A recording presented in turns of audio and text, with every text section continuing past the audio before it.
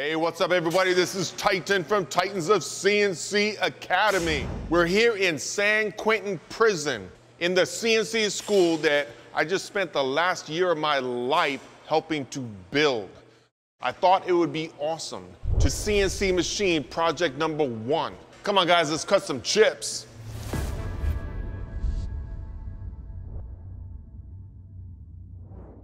You've designed the part, you programmed the part. Now, we've added another document, a checklist for this part that's going to take you right through the process to ensure that you don't miss anything and that you have success. So I got a Tico vise right here. I'm going to put in the quick snap hard jaws from Toolex. Pop these bad boys in. Got my half 13s right here. So lock these bad boys in place.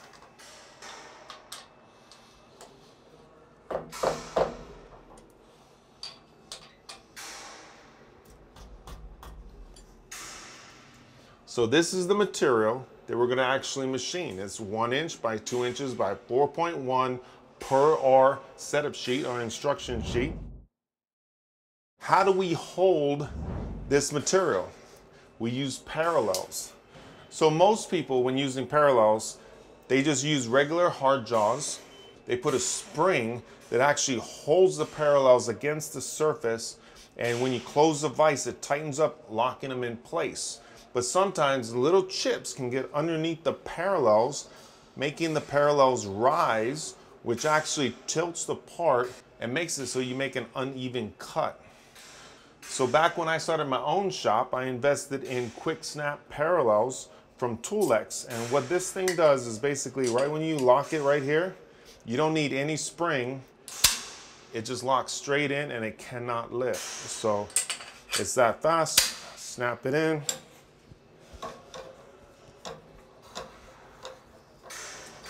So I'm just closing my vise until I get close to 2 inches.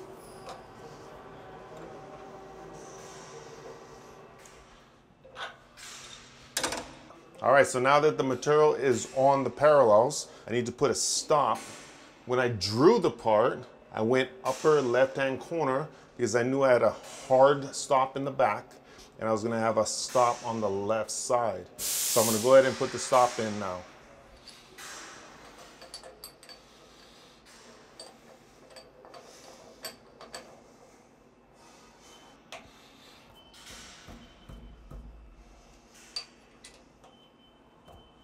All right, so this is just a standard stop. We have a bar that comes across the back end. It's just a machinist stop.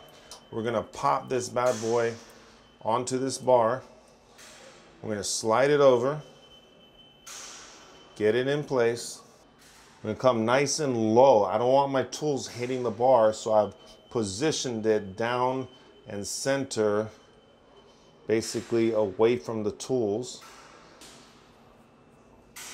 Boom. All right. If this was a machine surface and it was absolutely a perfect surface and I had a nice edge on it, I would never go that low and hit at an angle because I'd be hitting that deburred edge, which could move a few thousandths, right? So I'd have it above actually hitting the nice surface. But it's raw stock. We moved in 50 thousandths, so this is good for this application. All right, I'm gonna lock this thing down. I'm locked onto the bottom of this part, holding on to 100 thousandths. Taken away from 1 inch means 900 thousandths is above the jaws. I will not hit the vise. It's safe, it's good. We're ready to rock and roll. I put the USB key into the control.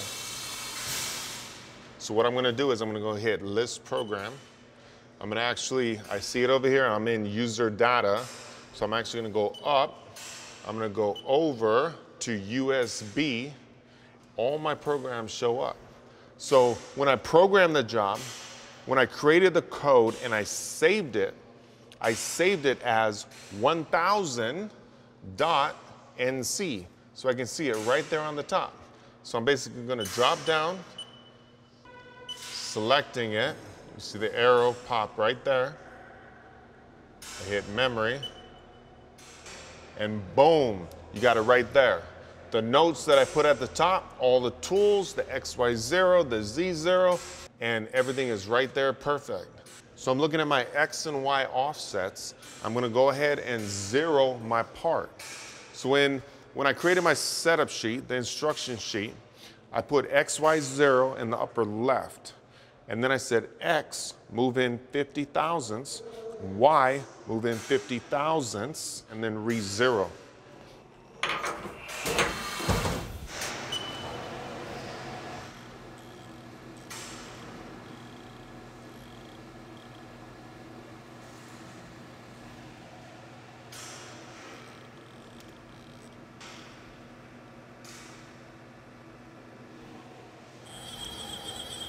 I zeroed my X, I zeroed my Y, I moved in half my diameter of my edge finder and an additional 50 thousandths, re-zeroed. Now I'm absolutely perfect. Now I'm gonna take out the edge finder, I'm gonna put in the tools, and I'm gonna zero the tools one by one. First thing I have is my 3-inch, my Kennametal shell mill. This thing's at a 45 and it rips material hard and fast.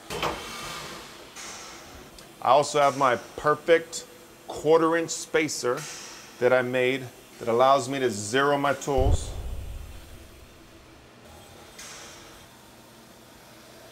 I like to rotate it, just make sure that all the inserts are sitting perfectly. They are. I use the 1/4-inch spacer.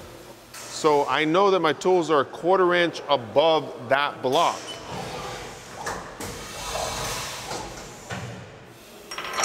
I also know that I want to cut 20 thousandths off the top surface of that block.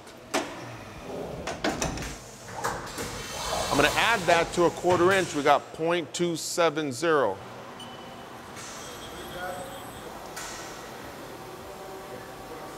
So all I'm gonna do is I'm gonna go right up to tool 1, right here. I'm gonna put negative 0.270. I'm gonna press enter. It's gonna ask me in my setting if that's okay. I'm gonna hit enter again, and I'm gonna watch it change. I'm gonna drop down, negative 0.270.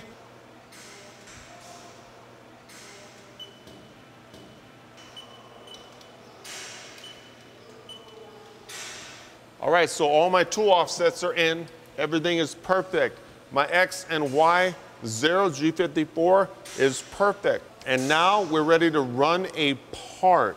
So the first thing I'm gonna do is I'm gonna actually raise everything up 2 inches, and I'm gonna dry run my entire program above the part to make sure that all the tools do exactly what they're supposed to do.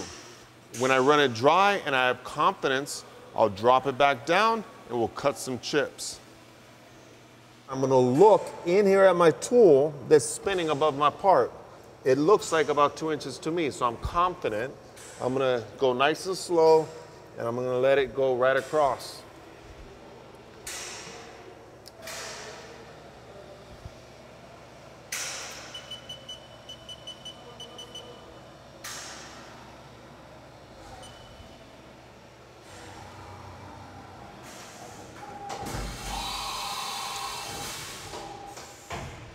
All right, it's bringing the next tool up.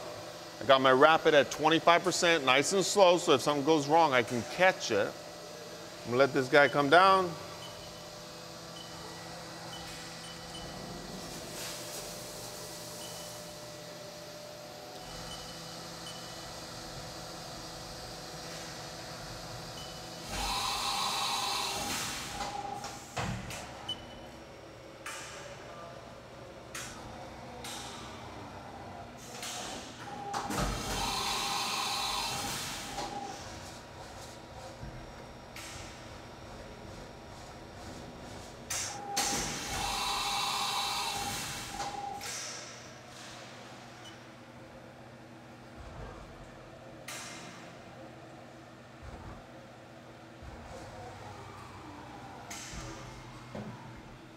All right, so I slowed down the machine. I double checked everything. After running it, I can see that everything is perfect. So I'm gonna get rid of my 2-inch offset. I'm gonna bring all my Z's right where they're supposed to be. We're gonna cut some chips. We're gonna make it happen right now.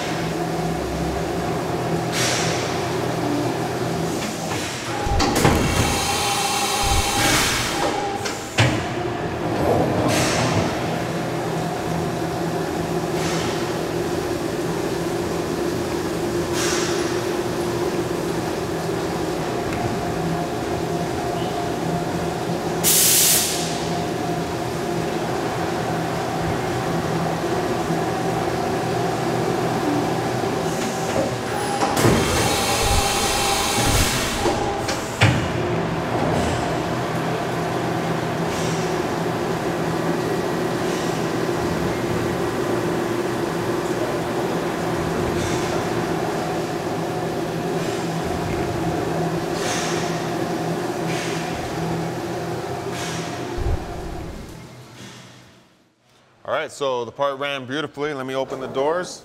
I'm gonna blow it off. I'm gonna take it out and let's take a look. All right, so the part looks absolutely beautiful. I can see I have all my threads are in there. I got my chamfers. I got my chamfer going all the way around it. I'm gonna double check my depths, my pockets, but everything feels good. I ran it at, basically I ran everything at about 4,000 RPMs, except for the tap. I ran the tap at 1,000 RPMs, and we came up with almost a 9-minute runtime. We designed it, we programmed it, we machined it. The TITAN-1M project, boom.